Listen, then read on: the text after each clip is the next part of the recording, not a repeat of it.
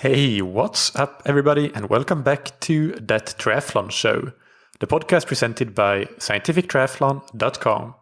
I'm your host, Michael, and this episode is Q&A number 87. Before we get into today's questions, big thanks to our sponsors. First, we have Precision Hydration, and today I want to take a moment to mention some content that they have been producing on their YouTube channel, which are so-called On Know Me conversations, interviews that founder Andy has done with various athletes and coaches and people in the endurance sports industry in general. And I personally recently did one with a conversation with Andy where we talked about things like training through the pandemic. We talked about working from home. We talked about building run volume and running load gradually. And we talked about favorite books and audiobooks and things related to and not related to training. So it's a 20 to 30 minute long chat that you can have a look at on Precision Hydration's YouTube channel. And of course, if you are in need of electrolyte products, Precision Hydration make electrolyte products that match how you sweat. And you can get 15% off your order with the promo code ThatTriathlonShow15 on precisionhydration.com. And big thanks to Roka. And we have some really big news from Roka today, which is that they have launched their new and updated flagship wetsuit model. The Maverick X2 is here. So this wetsuit has been redesigned. It has a redesigned core that basically makes it stiffer if we compare it to a bike, for example. You know how a bike which has good stiffness allows you to really produce a lot of power from the pedals into the ground and less waste of energy simply. And that is what Roka has done with the Maverick X2 while still retaining full mobility. But that transfer of power produced to speed in the water has improved. They have also added even more buoyancy to the Maverick X2. One of the things that I was amazed at when I got into the Maverick X the first time was how amazing the buoyancy was. But apparently now it is even better. And they have an entirely new taping technique that connects the shoulders to the hips with propulsion of power from hips to shoulders being much improved and giving you even more propulsion to the water, translating into better speed. So that and lots of other new innovations in design based on materials and engineering, really amazing stuff. Go and read about it on roka.com. And you can get 20% off your order with the promo code roka.com/TTS. Now to today's questions, which are from Love in Sweden, who writes, "Hi Michael, what are your thoughts on training zones when it comes to pool swimming, or even outdoor swimming? I try to keep track of time in zone distribution of all my training, but I find swimming to be the hardest. In the pool, I prefer not to swim with a chest strap, which probably won't help much anyway, as swimming won't raise heart rate much, and it probably won't have time to stabilize my heart rate. Speed zones is one way, but speed changes dramatically when I'm using a pull buoy or paddles or fins, and this for me is the biggest problem. Do you have any input on how you handle this for yourself and your athletes? It would be much appreciated. Thank you for the great podcast." All right, thank you, Love, for your question. My simple one-sentence summary is that I do not consider it worthwhile trying to track time in zone in swimming. I do that neither for indoor nor outdoor swimming for myself nor my athletes. And if we go into some more details as for why, there are several reasons, and the primary reason is you're alluding to it already, but just good data collection is difficult or impossible. First, a lot of athletes don't actually like swimming with a GPS watch, which for me is perfectly fine as a coach, because if the pool has a pace clock, which most pools do, then you don't really need to have a wristwatch. Especially if you are swimming in a group as well, it's unlikely that you will want to lose an extra fraction of a second that could be used to get right up somebody's feet. And you don't want to lose that to start your watch and fiddle with it, and you don't want to be in the way with somebody, even though I know that you can make it really smooth when it comes to turning your watch on and off. But anyway, I think that group swimming generally lends itself perfectly to not swimming with a watch. This is not to poo-poo using watches at all. As a coach, I do like to see the data from watches from those of my athletes that are using watches. But I am also absolutely fine with athletes that don't want to do that, and they just comment on how the main set went. So they simply remember roughly the time ranges that they did the main set at, and they comment on that. And that is absolutely fine. So if I, as a coach, were to rely heavily on tracking something like the training intensity distribution or time in zone, then I would be really putting myself in a disadvantageous position because I don't have that data from some of my athletes. And the same really goes for any self-coached athlete in terms of if you rely on some data that you cannot accurately track, then you're actually doing yourself a disservice. So you should only track something if you can be sure that it's not garbage in, because garbage in, garbage out applies as always. Yes, that is something that if you are going to track it, you need to make absolutely sure that you have good data collection. And that's not easy. And sometimes the best solution is simply not to track something because you can't guarantee the integrity of the data. The second reason that I'm not really interested in tracking time in zone for swimming is that even for those that do use wristwatches and get their pace data, the time in zone data that we get from those watches is generally not accurate enough. So I don't trust the training intensity distributions that we get from those wristwatches. You mentioned that one reason for this is the use of tools like fins, pull buoys, paddles, and so on. And that, I agree, is the biggest factor. It will totally mess up your data. But even in a hypothetical scenario where we never use any tools, I would still not trust the accuracy of today's standard wristwatches, the Garmins and Polars and the like, when it comes to tracking training intensity distribution and time in zone. And I'm not saying that to be critical of those watches. I think they are doing a great job. They do, of course, measure time correctly for each interval. And I find that for any athlete that can do a decent flip turn, they also measure distance correctly almost 100% of the time, which means that average pace for an interval will be absolutely correct. Where problems arise is when you are swimming at a variable pace. So let's say you do a 500 meter interval where you are alternating between 50 meters fast and 50 meters easy. That is the kind of interval where even though you will be getting the average pace for the 500 spot on from your watch because it knows the distance, it knows the time from start to finish, I would expect the pace distribution chart to be hit and miss, to be honest, based on everything I've seen. And I think this is just my guess for why this might be the reason, but I think it's just difficult for the watch to get the timing right of when one lap starts and the other one ends, so to say. So when is the exact point that you're doing your flip turn? And the thing is that if you're swimming in a 25 meter pool, this becomes even more difficult, because that means that if it gets the timing off by 1 second, which it might easily do because a flip turn takes you, I guess, 1 second or more, then that means that the pace of that particular lap might be 4 seconds per 100 meters slower or faster than what it actually was, which if you're swimming up to 1 minute 20 seconds per 100 meter pace or slower, at 1 minute 20 seconds per 100 meters, there would be a 5% discrepancy if you are 4 seconds per 100 meters off, which is a lot. Like that's nothing to be snuffed at. That's swimming. That's measuring threshold pace instead of VO2 max pace, or the other way around, essentially. And of course, if you're swimming slower, the percentage error will be slightly different. But I still think that even if it's 4% or 3%, it's quite a lot, and I wouldn't really want to rely on that data. And even worse, to make matters worse, if it mistimed that one lap, then that error might propagate into the next lap, because it not only did get the end of the first lap incorrect, but that means that it also gets the start of the second lap incorrect, and so on and so forth. So that error propagation might lead to just basically random data, or at least very much hit and miss data.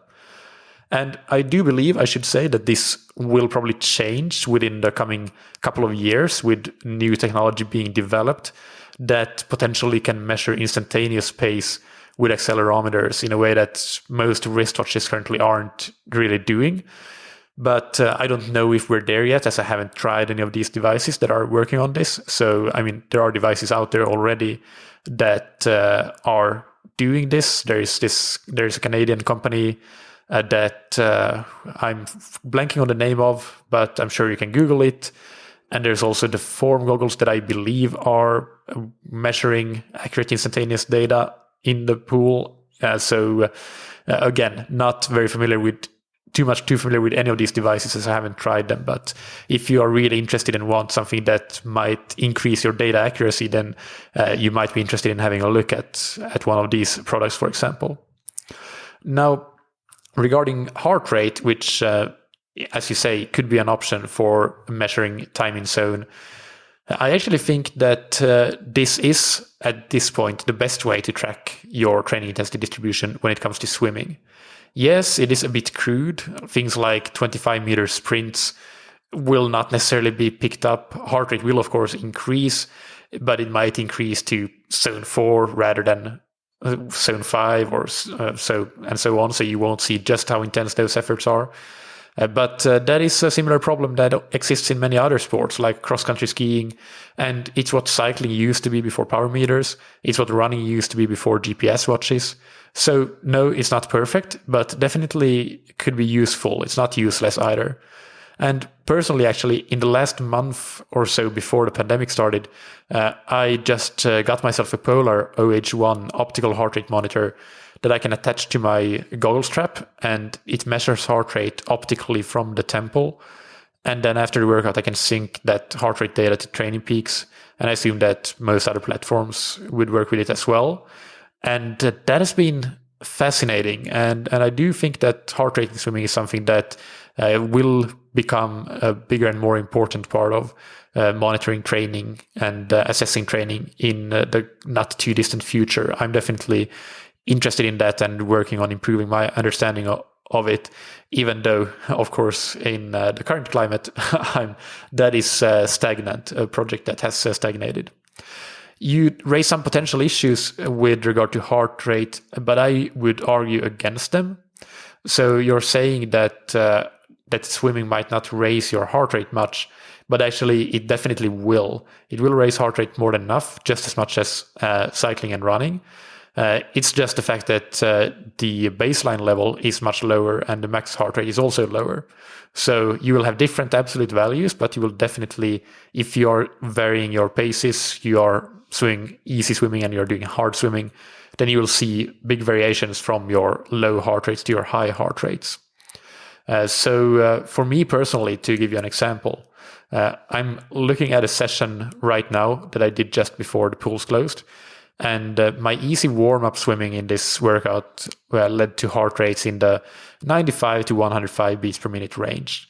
Compared to when I do my cycling warm-up of a similar effort level, might be 110 to 115, and running might be 115 to 120. Then as my main set, I did a 1500 meter hard effort at 7.3 race pace essentially, or 7.3 effort. And heart rate started, so I had a bit of a rest before that. So my heart rate was at 72 when I started that interval. It climbed all the way up to 160. So it was almost a 90 beats per minute increase. And you never see that in running or cycling, maybe because you don't have the passive recoveries. But even if, let's say I would have started it right away from my warm-up without a rest, I would have started it from, let's say, 100, there would still have been a 60 beats per minute increase. So definitely of the same range, if not higher than my increase in heart rate when it comes to running and cycling. And the average for that interval was 140 compared to 95 to 100 for the easy swimming for a 21 to 22 minute interval. So that just goes to show that there definitely is a big increase available for you in heart rate. You just start at a lower level compared to running and cycling. I could pick examples of shorter intervals as well. The rate of increase of heart rate is just as quick as what I see in cycling or running. But again, the baseline level is much lower. So of course, this means that you need to assess your swim training zones and your thresholds separately. Now, how to actually do that, that's a different question. I don't have any great or well-researched answer to that question, but just my quick and dirty summary would be either try to pick a pace that you could hold for at least 30 minutes and swim at that pace for at least 20 minutes.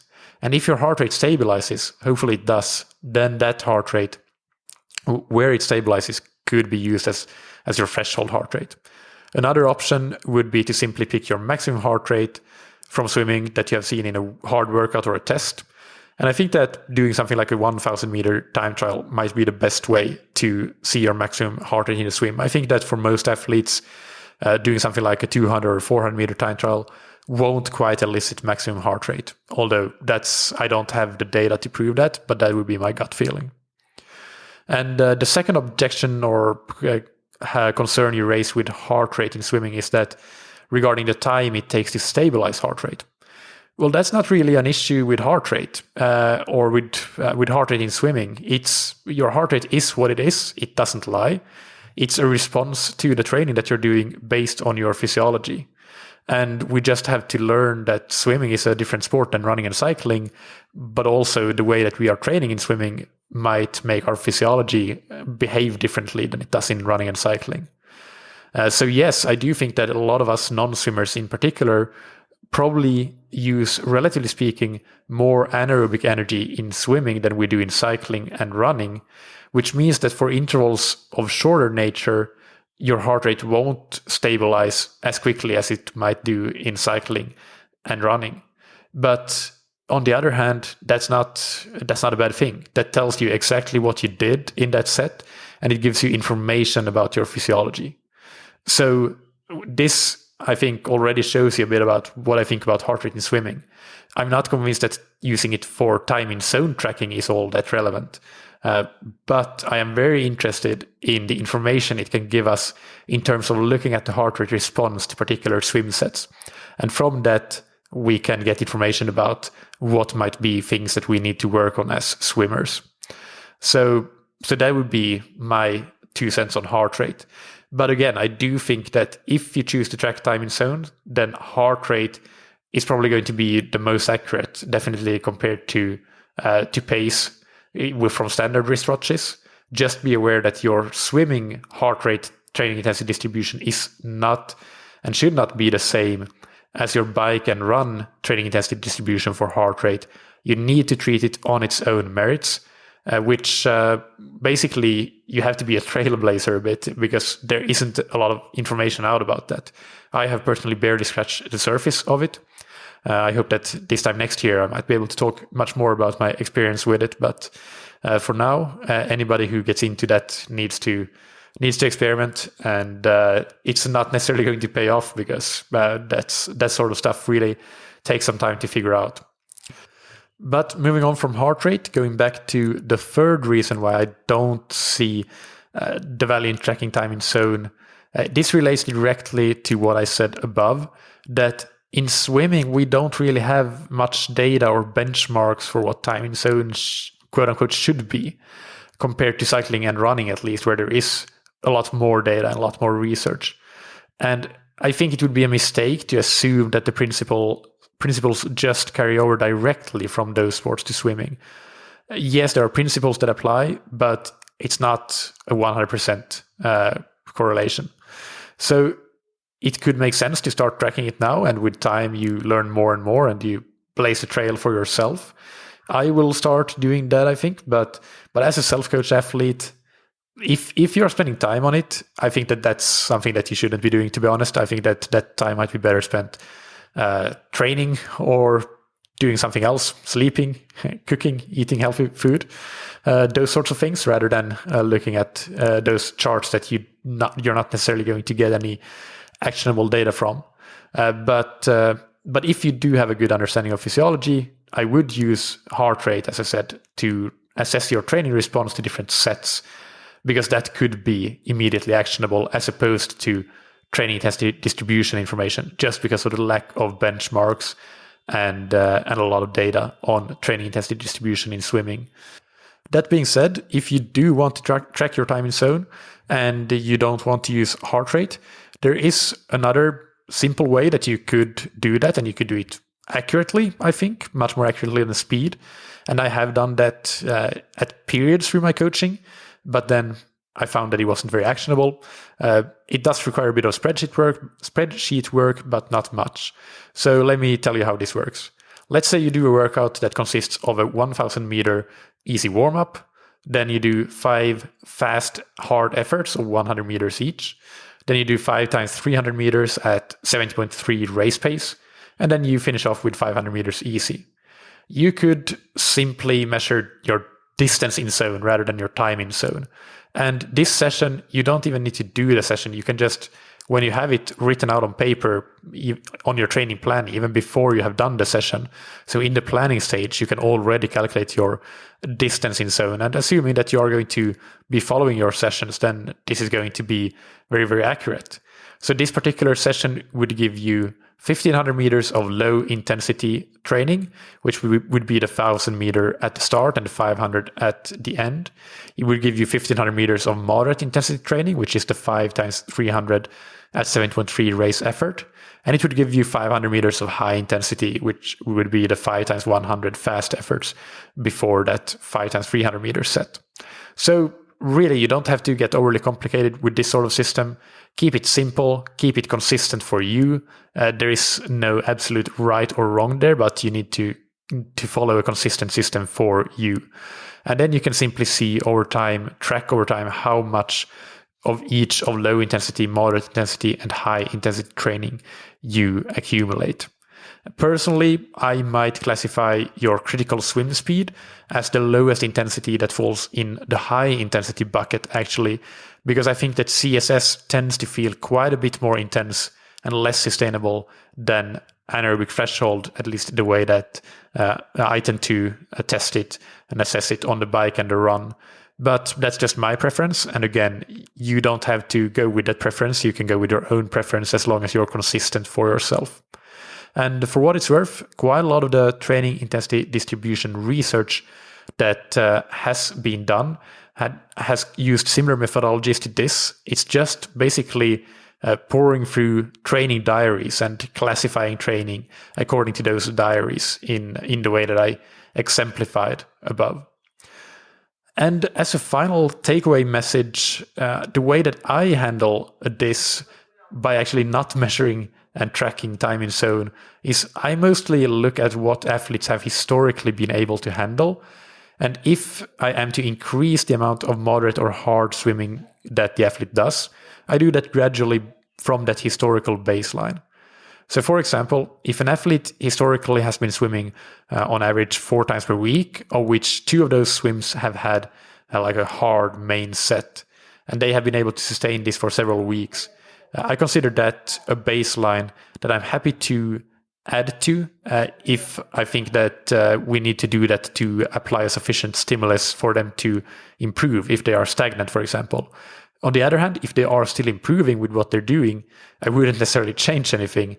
There's no point. But again, if they're stagnant, then I would either look at, and if we have ruled out that they're actually not under recovered or anything like that, but we need to up the stimulus somehow, the first choice might be to add more volume, of course, if that's possible.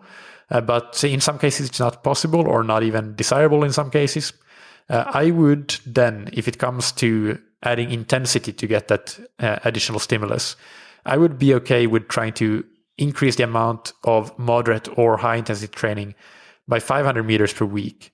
And for a few weeks, for 3 to 4 weeks, and then hold steady for several weeks and make sure that the athlete can handle that consistently. So this really isn't that different from time in zone or distance in zone, to be honest, from a coach's perspective for me, because the fact is that there's never going to be a magical training intensity distribution that applies to everybody.